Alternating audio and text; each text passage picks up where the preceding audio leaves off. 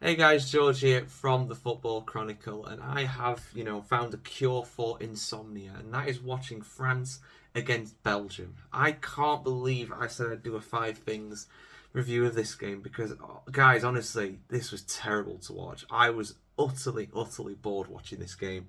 Even though it was only 5 o'clock in the afternoon, I was genuinely almost falling asleep watching it. As bad as England have been in this tournament, at least we've not been as bad as France. Oh my days, this was so bad to watch. But I know a promise is a promise, guys. I'm a man of my word. I have to deliver on this. So let's try and get blood out of a stone. Let's try and find something to talk about with this game. That is the first thing really. This game was so bad to watch. You would never guess that these are two of the highest ranked national teams in the world. You would never guess that Belgium are like fourth in the world or something like that. Um, France, obviously, on paper they have one of the most talented teams in the world, but neither of them were just showing it. It was just such a scrappy, crappy game. That is that is the way to describe it. Scrappy and crappy, I'm afraid.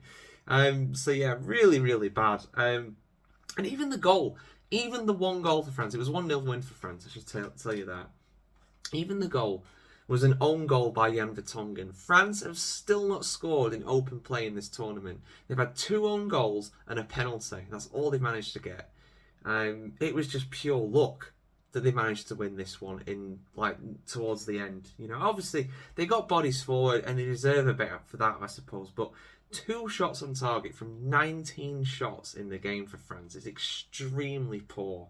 That conversion rate has to improve because in the next round, I believe they play against Portugal, unless I'm very much mistaken. And yes, I know, yes, they are playing Portugal. Yes, I know Portugal only drew 0-0 and required penalties to beat Slovenia, but Portugal are a good team. Portugal are a good team. They actually win things. So do France. It's going to be a great game, that one, but France have to step it up against Portugal. They're going to be in serious trouble. Um, and but the thing is, as bad as France were, the fourth thing we learned is, and the fourth thing that's been absolutely ironclad in stone, it's carved in there, and it's never going away, is that Belgium are bottle jobs in international tournaments. I've called them the Tottenham Hotspur of international teams, and I absolutely stick by that sentiment. They are awful at tournaments. Aside from Doku with some tricky skills, which the majority of which were in his own half because of how defensive Belgium was set up, and De Bruyne with some incredible passes every now and again. There was just nothing going on. I forgot that Romelu Lukaku was on the pitch. I forgot he existed. And this is a man who's got 80 international goals. The guy's one of the highest international goal scorers in men's professional history at international level. And he just didn't, it looked like he didn't even exist. At least in the other games, he, got a bunch of goals, but they were all disallowed. In this, there was nothing to disallow. The guy just he played the entire game.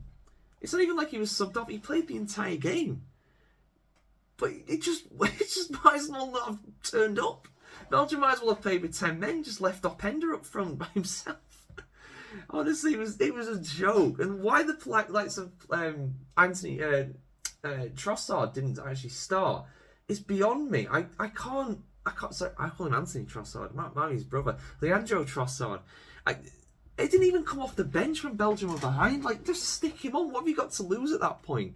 Tielemans didn't start either. I don't know what's going on with Belgium, man. This doesn't seem right. But the one positive for France, the one positive you could take out of this is that Mbappe looked better. I mean, he didn't score, but he looked better in this game, I'd say. Obviously after breaking your nose, you're not going to be 100% straight away after that. But just the whole team were just not themselves at all. Not a good game to watch. But there we go, guys. Hopefully the next matches will be better than this. But yeah, this was not a good one to watch. Portugal against France should be better, I hope, and I pray. But yeah, that's my review of the game, guys. Those are my 5 things we learned.